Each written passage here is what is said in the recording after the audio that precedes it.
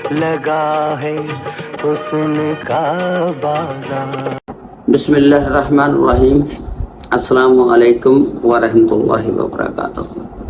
जी नाज़रीन, ये जिहड़ा गाना तुसीं सुनिया गुलकार मेहंदी हसन की आवाज़ दे विच सी और इस गाने दे ये जिहड़े बोल सी इन्हां ने दो मुल्कां नूं आपस विच ही लड़ा दिता ते फिर मिलिटरी हुकूमत ने गुलकार मेहंदी हसन के उत्ते गद्दारी का मुकदमा चलाने का फैसला किया। वो सारी तफसीलात अज दी इस वीडियो के विच मैं तुहानूं दसांगा। लो जी, चैनल ते नवें तो चैनल को सबसक्राइब, लाइक और शेयर जरूर कर देना। तुहाडीआं मुहब्बतां दा बड़ा शुक्रिया। ये जिहड़ा गाना सी फिल्म तहज़ीब दा सी। फिल्म तहज़ीब 1971 दे विच नवंबर ईद वाले दिन रिलीज़ हुई ते ये फिल्म दा ज़्यादातर हिस्सा जंग जिहड़ी 1971 दे विच हुई सी सितंबर दे विच उस तो पहला तैयार कर लिता गया सी ते इस गाने नूं फिर हजे 1 महीना होया सी जंग खत्म होई नूं उस वेले रिलीज़ किया गया। जिस वेले ये गाना रिलीज़ होया तब पाकिस्तान ते मिस्र के ताल्लुकात बहुत ज़्यादा खराब हो गए। उस वेले मिस्र एक वाद मुल्क सी जिहड़ा उस वेले बहुत तगड़ा मुल्क सी और पाकिस्तान की माली इमदाद भी करदा हुंदा सी। फिर बैरूनी मुल्कां दे विच पाकिस्तान की सपोर्ट भी करदा हुंदा सी ते उस मुल्क ने जिस वेले एक गाना सुनिया लगा है मिस्र का बाजार देखो, जदों मिस्र का लफज आया उन्होंने अग लग गई कि इन्होंने साड़ी इंसल्ट की आ ते उन्होंने फिर पाकिस्तान की हुकूमत नूं शिकायत की।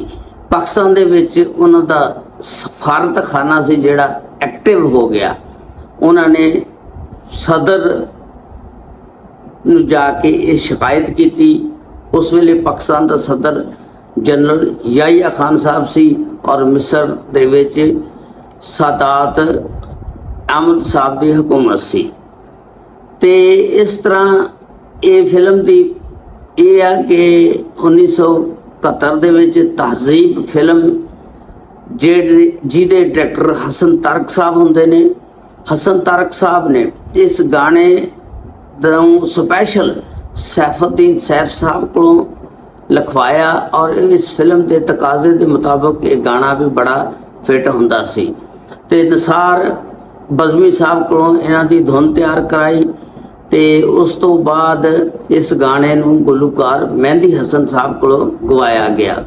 जिस वेले ये फिल्म 1971 दे विच रिलीज़ हुंदी आ 1 महीने बाद रिलीज़ हुई जदों 1971 की जंग खत्म हुई सी। उस वेले आवाम को इन्ना पैसा भी कोई नहीं सी, आवाम बहुत महंगाई की वजह ना पिसी हुई सी। लेकिन जदों इस फिल्म का रौला बन गया और गाने की वजह ना एक अरब मुल्क नाराज़ हो गया तो लोगों ने फिर कहा कि यार इस फिल्म नूं वेखिए तो सही, इस गाने दे विच इस फिल्म दे विच किहड़ी ऐसी स्टोरी है जिहदी वजह ना दो मुल्क आपस विच ही लड़ पए। ते इस फिल्म नूं जिस वेले रिलीज़ किया गया इस दे गाने नूं इंडिया ने फिर बड़ा कैश कराया। इंडिया ने फिर बड़े रेडियो ते ये गाने चलाए ते नाल फिर तबसरे एक जहरीले किस्म के गाने शुरू करते ताकि मिस्र मुल्क का जिहड़ा वो पाकिस्तान के खिलाफ हो जाए। उन्होंने बड़ा इनू चुक्या इस गल नूं ते फिर वो सारा पाकिस्तान की मिलिटरी हुकूमत फिर जिहड़ी सी वो भी एक्शन दे विच आ गई। मिलिटरी हुकूमत ने फिर फैसला किया कि रौला बन गया कि गल्लां उड़ गईयां कि गुलकार मेहंदी हसन के उत्ते गद्दारी का मुकदमा चलाया जाए और फिर उस फिल्म के डायरैक्टर और प्रोड्यूसर वगैरह या जिन्हें गाना लिखिया जेड़ा भी इस फिल्म के गाने दे विच इनवाल्व आ सारिਆਂ ਦੇ उत्ते मुकदमा चलाया जाए। जिस वेले सारी खबर फैल गई पूरे मुल्क दे विच हसन तारक साहब ने कहा लै भी हुण तां सानूं भावें फड़ के लै जाण रौला बन जाए ਤੇ ਫਿਲਮ ਸੈਂਸਰ ਬੋਰਡ ਨੂੰ ਕਿਹਾ ਕਿ ਇਸ ਫਿਲਮ ਨੂੰ ਸੈਂਸਰ ਕਰ ਦਿਓ। ਫਿਲਮ ਸੈਂਸਰ ਬੋਰਡ ਨੇ ਇਹ ਗੱਲ ਨਾ ਮੰਨੀ, ਉਹਨਾਂ ਨੇ ਕਿ ਅਸੀਂ ਇਸ ਫਿਲਮ ਨੂੰ ਸੈਂਸਰ ਨਹੀਂ ਕਰਨਾ। ਤੇ ਜਿਸ ਵੇਲੇ ਗੱਦਾਰੀ ਦੇ ਮੁਕੱਦਮੇ ਦਾ ਪਤਾ ਲੱਗਾ, ਸਾਰਿਆਂ ਨੂੰ ਰੌਲਾ ਬਣ ਗਿਆ ਤੇ ਉਹਨਾਂ ਨੇ ਫਟਾਫਟ ਇਸ ਗਾਣੇ ਨੂੰ ਫਿਰ ਕੱਟ ਕੀਤਾ ਤੇ ਕੱਟ ਕਰਕੇ ਤੇ ਇਹਦੇ ਵਿੱਚ ਫਿਰ ਮਿਸਰ ਦੀ ਜਗ੍ਹਾ ਤੇ ਹੁਸਨ ਦਾ ਲਫ਼ਜ਼ ਇਸਤੇਮਾਲ ਕੀਤਾ। ਉਹ ਲਗਾ ਹੈ ਮਿਸਰ ਕਾ ਬਾਜ਼ਾਰ ਦੇਖੋ, ਪਹਿਲਾਂ ਇਹ ਬੋਲ ਸੀ ਗਾਣੇ ਦੇ, ਫਿਰ ਲਗਾ ਹੈ ਹੁਸਨ ਕਾ ਬਾਜ਼ਾਰ ਦੇਖੋ, ਫਿਰ ਹੁਸਨ ਲਫ਼ਜ਼ ਸ਼ਾਮਲ ਕੀਤਾ ਗਿਆ, ਜਿਹੜਾ ਫਿਰ ਦੁਬਾਰਾ ਪਿਕਚਰਾਈਜ਼ ਕਰਕੇ ਇਸ ਫਿਲਮ ਦੇ ਵਿੱਚ ਸ਼ਾਮਲ ਕੀਤਾ ਗਿਆ। ਉਸ ਦੇ ਬੋਲ ਇਹ ਸੀ, लगा है मिस्र का बाजार देखो, नई तहजीब का शाहकार देखो।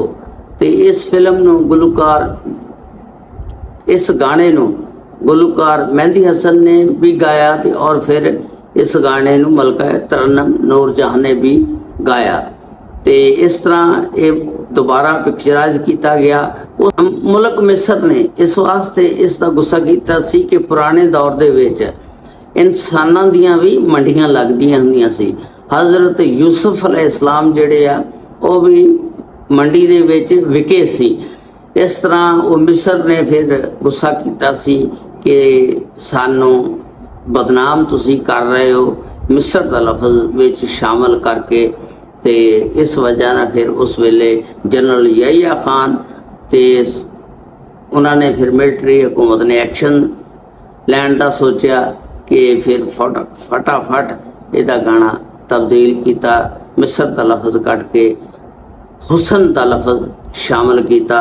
ਲਗਾ ਹੈ ਮਿਸਰ का बाजार देखो, ਇਹਦੀ ਜਗ੍ਹਾ ਤੇ ਲਗਾ ਹੈ ਹੁਸਨ का बाजार देखो ਸ਼ਾਮਲ ਕੀਤਾ ਗਿਆ। ਇਹ ਸੀ ਅੱਜ ਦੀ ਸਟੋਰੀ ਜਿਹੜੀ ਮੈਂ ਤੁਹਾਡੇ ਨਾਲ ਬਿਆਨ ਕੀਤੀ। ਉਮੀਦ ਹੈ ਤੁਹਾਨੂੰ ਪਸੰਦ ਆਈ ਹੋਵੇਗੀ। ਅਗਲੇ ਵਲੌਗ ਦੇ ਵਿੱਚ ਇਨਸ਼ਾਅੱਲਾਹ ਕੱਲ ਦੁਬਾਰਾ ਮਿਲਾਂਗੇ। बड़ी मेहरबानी। अस्सलामु अलैकुम व रहमतुल्लाहि व बरकातुहू। लगा है हुस्न का बाजार, क्या है हुस्न का बाजार दे।